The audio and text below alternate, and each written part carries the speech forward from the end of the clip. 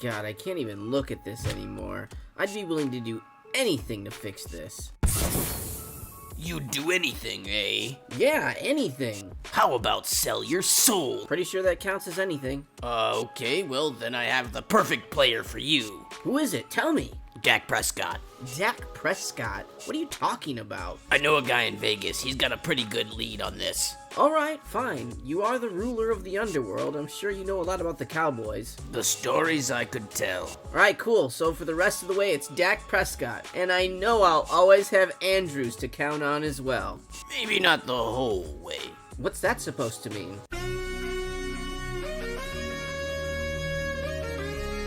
Welcome back, fake football managers, to another manager's message. It's just not funny or cool. Another crazy week of fake football. Polkai Panthers and Simply Slats both rode a 2-game win streak back into playoff contention, with Hostile, the Grey Wolves, Deadly Venoms, and of course the South Park Cows all looking at the playoffs from the outside as of the start of this week. Can I come in? The Seminoles got another win and remain in first place, 2 games ahead of Super Duper Wacky Razzles, who also got a win. But with 4 games left, including today's, the standings can do a whole lot of shaking up by then.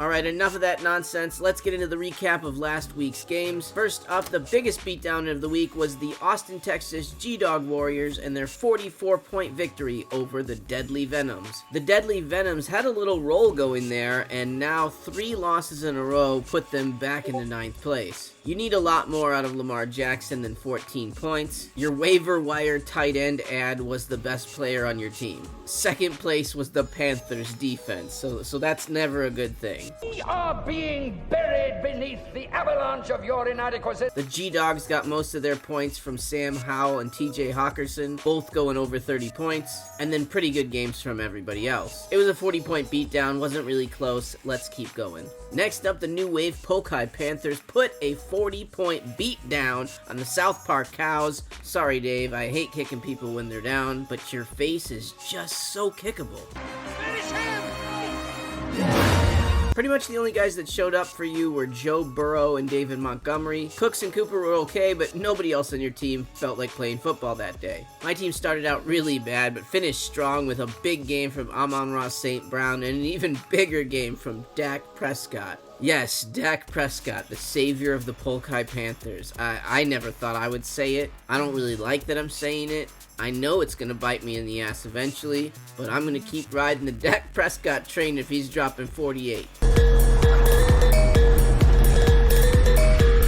Next up, Super Duper Wacky Razzle got back to winning by putting a 30-point beat down on Hostile. I mean, it's not that hard. Everybody's beating the crap out of him anyways. Hossa had the pleasure of playing Super Duper Wacky Razzle when his 2 best players were on a bye. He decided to put up under 100 points for this week. Most of Super Duper Wacky Razzle's points came from CeeDee Lamb. He had 42. Oh, Lord!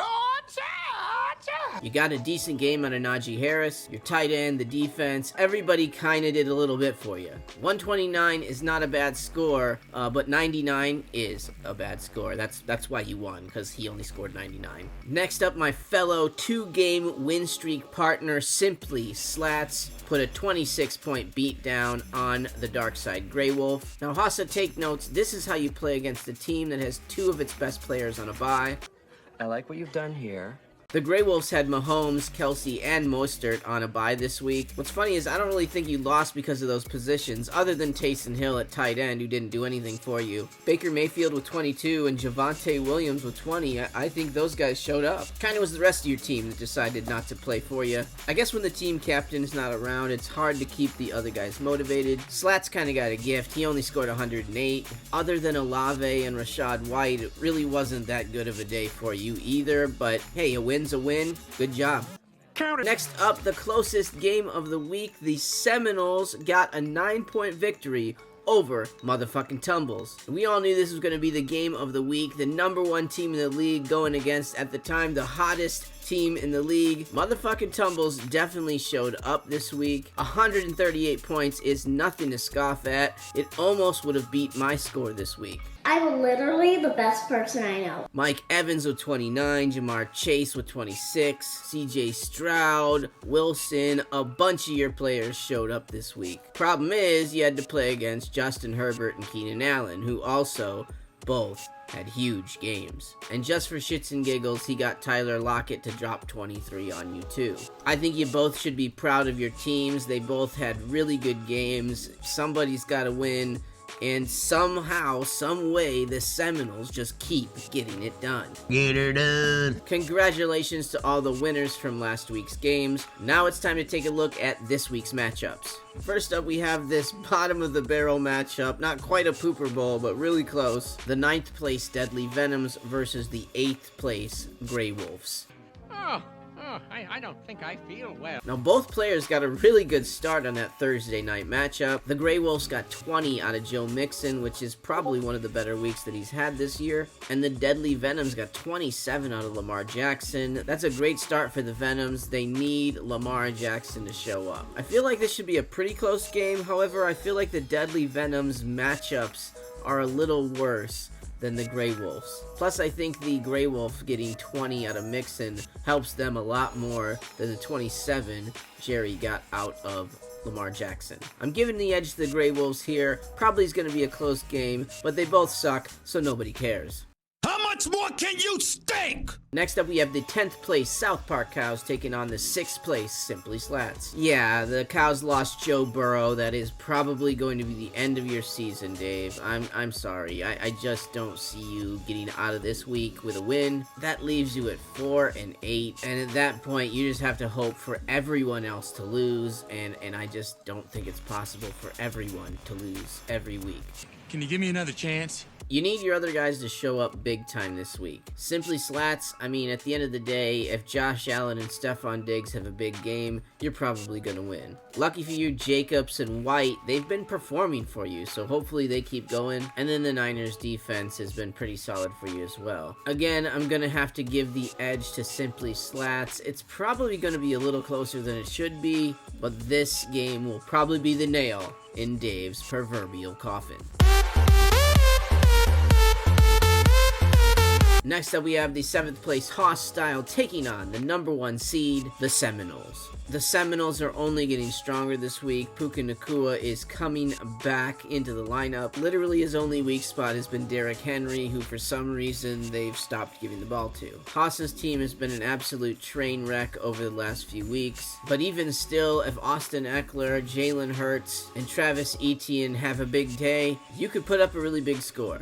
Jackpot. Ryan got a decent start from his kicker with 10 points, but I feel like both teams' players have decent matchups this week, and with Jalen Hurts going on a Monday, it should come down to that Monday night game. I'm still going to side with the Noles because they just keep winning, and it seems dumb to not side with the winners. Next up, my Polkai Panthers are taking on the motherfucking Tumbles. That Thursday night game was not very good for either of us. I had Boyd and Andrews playing. Obviously, Andrews went down on the first drive with a season-ending ankle injury.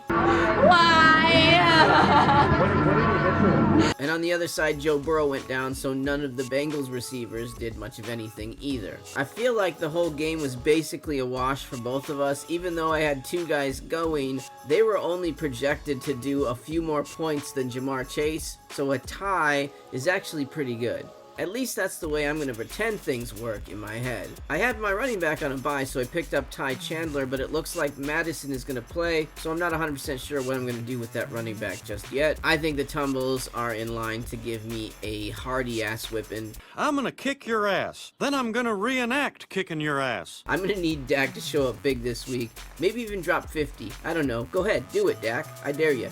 I just feel like Tumbles' team has such great matchups this week that he could drop another 130 or some such, and I don't think my team's getting anywhere close to that. I'm still gonna vote for my team because what kind of a jerk wouldn't? Just like we were 1 place away from a Pooper Bowl earlier, this matchup's 1 place away from a Super Bowl.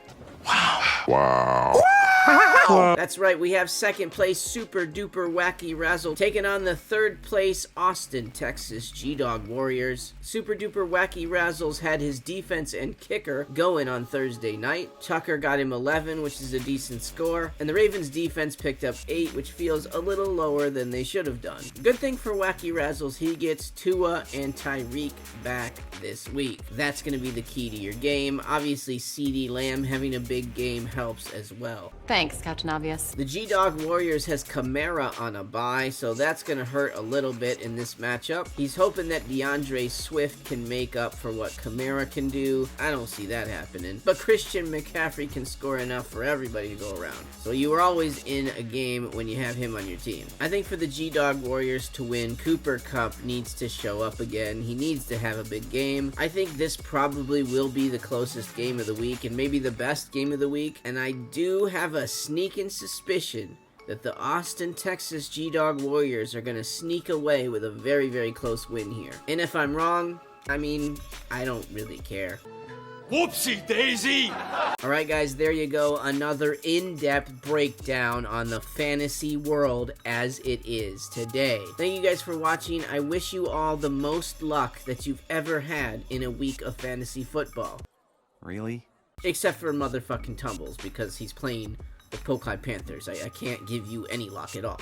Negative luck for you. With that said, I now present your inspirational message. Here's a cheer, a sports cheer you can use. I'm giving this to you. Maybe you've heard it, but it's a gift for you, and you can use this in any sport. I think of football more, appropriate for cheers, I think, but you could use this for any sport, intramural lacrosse, mud surfing, cross-country bowling, full contact chess, Australian dick wrestling. They have that on ESPN, you know. But here's a little cheer. A lot of people like it. It goes like this. Rat shit, bat shit, dirty old twat. 69 assholes tied in a knot. Hooray! Lizard shit, fought!